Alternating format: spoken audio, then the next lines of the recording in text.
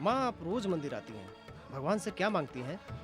तुम्हारे लिए अच्छी सी नौकरी, तुम्हारे भाई के लिए सुख और शांति। मैं और क्या मांगूंगी। आप जो रोज मांग रही हैं, क्या भगवान सुनते हैं? आपके साथ मैं भी प्रार्थना करता हूँ, लेकिन भगवान ने आज तक मुझे कोई नौकरी नहीं दिलाई। शायद तुम्हारे लिए अच्छी सी नौकरी ढूंढ रहे हैं वो। माँ, कल भगवान से कहना कि चाहे छोटी सी नौकरी हो, 200-300 की, मेरा बेटा मान जाएगा। क्यों बेटा, क्या तुम भी भगवान से नाराज हो गए हो क्या? मुझे भैया की तरह भगवान से विरोध नहीं है। रवि, तुम्हारी जैसी भक्ति तेरे भाई को कब आ जाएगी? माँ, चाहे भगवान के प्रति भक्ति न रखते हो, लेकिन जानती हो आपसे कितना प्यार करते हैं। माँ, वो मंदिर में नहीं आते हैं, लेकिन मंदिर के बाहर आपका इंतजार करते हैं।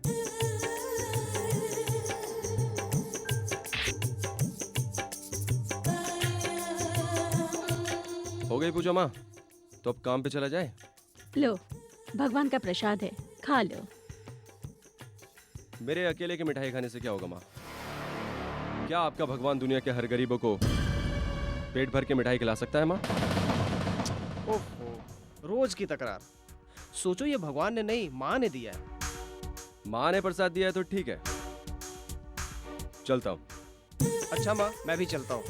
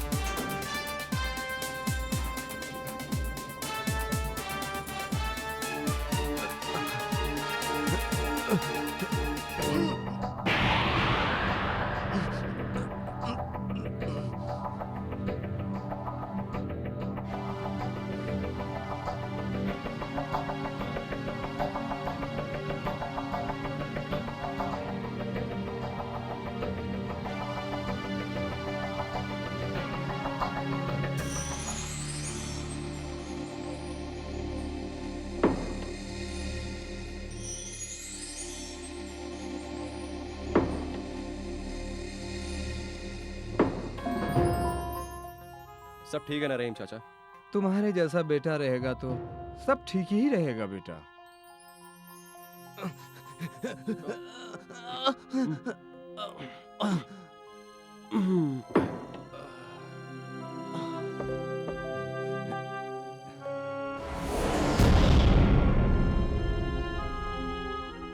नया लड़का है, धीरे धीरे सीख जाएगा।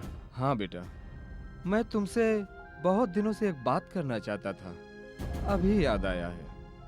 क्या बात है? तुम्हारे बिल्ले के बारे में। मेरे बिल्ले के बारे में? तुम्हारे बिल्ले का नंबर क्या है? 786। तुम भगवान से नफरत करते हो, लेकिन वो तुमसे नफरत नहीं कराता। उसी का प्रमाण है ये नंबर 786। इस नंबर का इतना महत्व? राजा, ये केवल नंबर नहीं है, हमारे मजहब का वेद है। ये तुम्हारे मजहब में जैसे ओम है, उसी तरह से ये हमारे मजहब में। मैं समझा नहीं। इसका मतलब है बिस्मिल्लाह। उसकी मर्जी के बिना पत्ता भी नहीं हिलता। उसी तरह से ये है। राजा, तुम्हारे ढूंढे बिना ये नंबर तुम्हारे पास आया है। यह तुम्हारा भाग्य है। ये भगवान की दी हुई सौगात है। इसे कभी हाथ से मत जाने देना। इसे हिफाजत से रखना। ए, बात मत करो, जल्दी जल्दी काम करो। आ रहा हूं।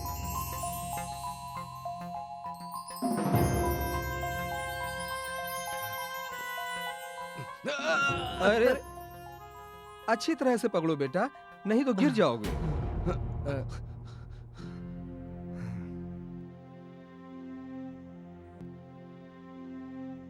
राजा, मैं इस लड़के की उम्र का था जब यहाँ आया था। 25 साल हो गए। तब तो आपने यहाँ पे खूब मस्ती की होगी चाचा। कहाँ बेटा, देश और देश के लोगों को तो अंग्रेजों से आजादी मिल गई, बाहर के लोग तो बहुत खुश हैं, लेकिन यहाँ काम करने वाले लोगों को आजादी के पहले भी कमीशन देना पड़ता था और आज भी आजादी के बाद भी काम करने पर इनको कमीशन देना पड़ता है। देखो इन कुलियों को कब तक कमीशन देना पड़ता है, सब अल्लाह मालिक है। आप हमेशा खुश कैसे रहते हैं चाचा? हमारे बहे आंसू समुद्र की लहरों की तरह उठते हैं, फिर दोबारा उसी में समा जाते हैं।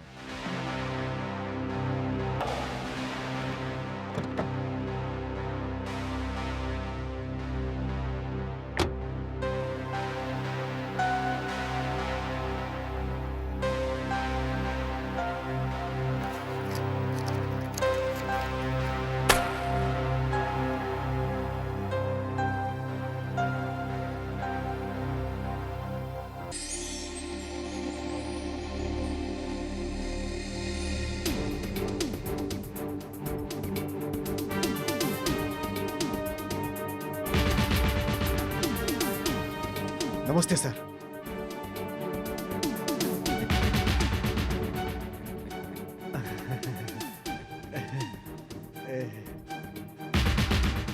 देर से क्यों आए? माफ कीजिएगा सर, देरी हो गई। आगे से आने में देर हुई तो जान से मार दूंगा। काम कैसा चल रहा है? अच्छा चल रहा है मालिक, हर के लेबर कमीशन ठीक से दे रहे हैं। अगर नहीं देंगे तो क्या हम उन्हें छोड़ देंगे सर? आप बिल्कुल चिंता मत करें, कमीशन इकट्ठा करने में हमें कोई परेशानी नहीं होती। गुड।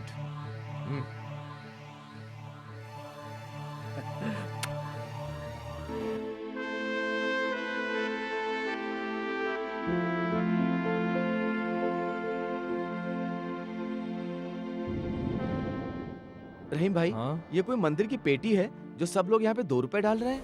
कमीशन की हुंडी है भाई, हमारी मेहनत का जुर्माना है।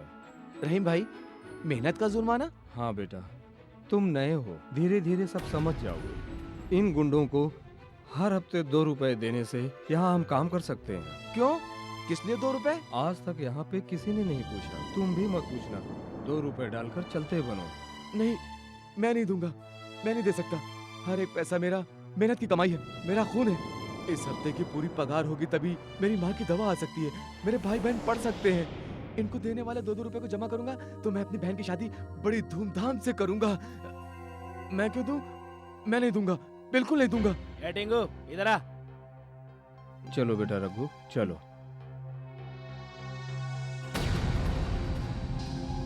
क्यों बे टिंगू, चल जल्दी पैसा डाल। नहीं, नहीं दूंगा। क्या बोला, फिर से बोल। नहीं, मैं नहीं दूंगा। पैसा तो तेरा बाप छोड़ो मुझे, देगा। छोड़ो, मेरा पैसा है, छोड़ो, मेरा पैसा, मेरा पैसा।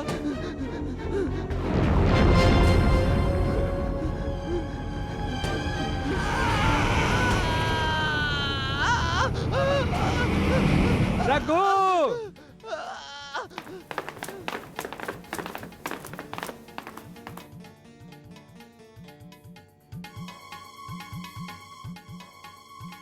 उसने दिखा दिया कि गरीब आदमी की जान की कीमत 2 रुपए है। अस्पताल ले जाने से पहले ही अल्लाह उसे ले गया। अरे सभी लोग तो दे रहे थे, सिर्फ 2 रुपए की तो बात थी, आखिर में जान चली गई। सब किस्मत का खेल है। मैं भी यहाँ 25 साल से काम कर रहा हूँ। जहाँ तक मुझे पता है कि किसी ने कमीशन देने से मना नहीं किया। रहीम भाई, जो 25 साल से नहीं हुआ है वो अगले हफ्ते फिर होगा।